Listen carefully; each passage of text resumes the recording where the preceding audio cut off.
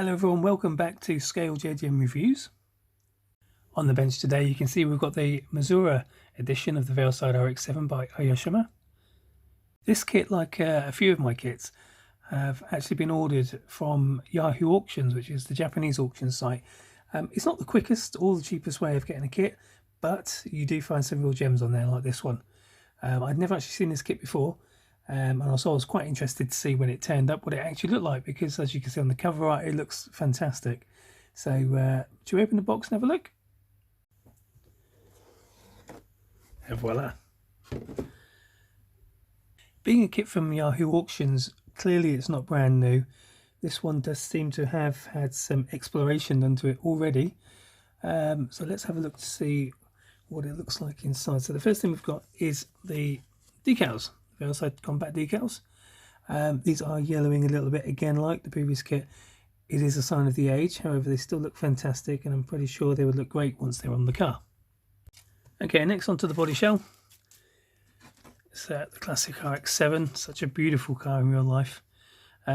This one is quite spectacular actually, because you can see it's been moulded in like a pearlescent colour changing plastic colour, like purples to almost reds and oranges and golds.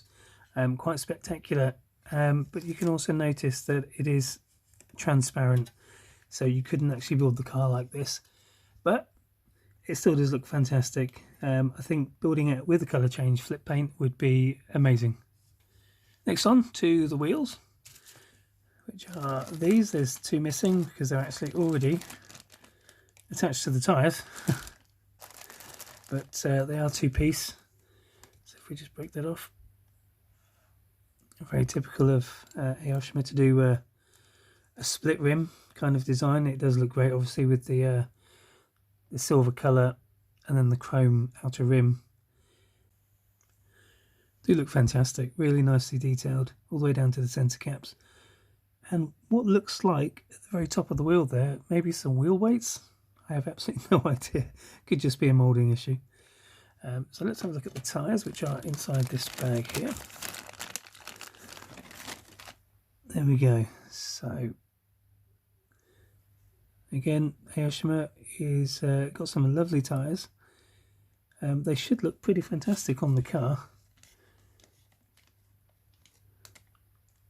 Actually, yeah, look the part, fantastic. We're going to move those out of the way. The next part I'm going to show you is the windows, because these are quite special. In fact, this bag is actually open, so we're going to pull these out. And as you can see, you get two sets of windows. You get the clear set, and you also get a tinted set. So if you're good with a knife, you could actually mix and match those, have a clear front window and tinted all round. It's just a nice little addition. I've never seen that on a kit before. Next part of the kit we'll look at is the chassis and interior pieces. So again, it's in an open bag, not sealed. If we go for the chassis first, it does not have an engine, the kit, so you've just got minimal details. I've never seen underneath an RX7, to be fair, so I don't know how accurate this is, but it does look nicely detailed, and for what its purpose is, it serves well. So move that out of the way. We've got some parts of the interior here, the seats and the seat backs, with the side door panels and a speaker moulding. We also have the front spoiler, the rear spoiler and the front splitter. I think that's a standard part of the kit, because I don't think we're going to need it with the Veilside body options. Next we have the rest of the interior inside this bag here, so I'm going to gently pull those out because there's a few screws inside that bag. So we have the actual interior pieces here with those, well, they were classed as back seats, but weren't really, of course. The kit is a right-hand drive car for Japan and UK spec. The steering wheel looks quite nice as well. We have the handbrake, windscreen wipers, rear wiper, a gear shift, and the steering console, along with a rear view mirror. Now there seems to be something missing from the middle, although yeah, there's two bits here, so I don't know what they are or if they're actually in the kit. I will have a search for those.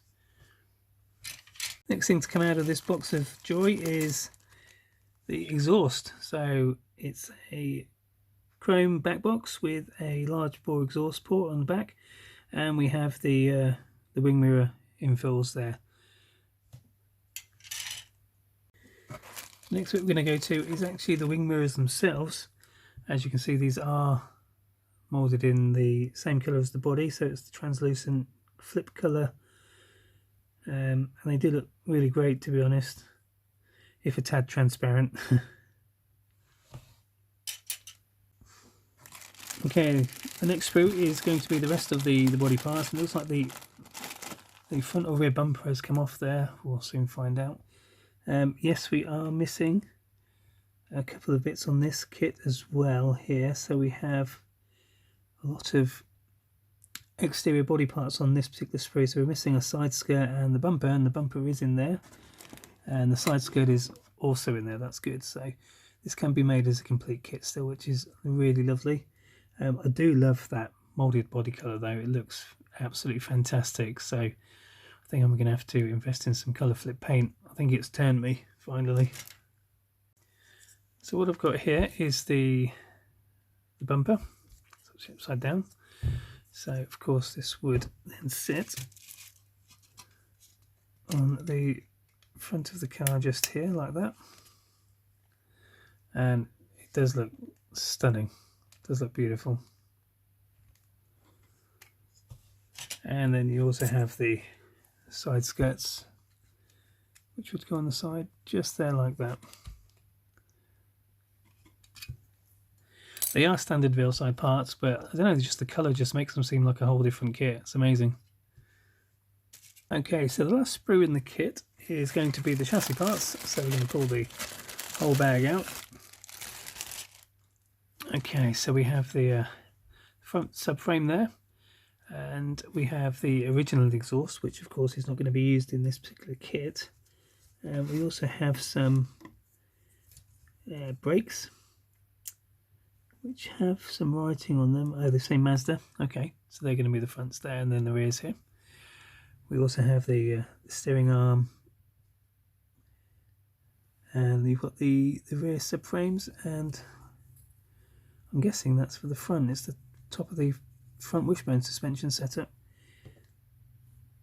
We have also got the suspension and the rear drivetrain and parts like that. They are nicely detailed, to be honest. The kit is very, very clean, and again, this kit is probably coming up to 20 years old as well. Although I could be wrong on that, but yeah, beautiful. Last but not least, we have the instructions. So just a quick look at the instructions that we have, or the destructions as I like to call them. We have the main picture showing the kit all assembled and all the decals included as well.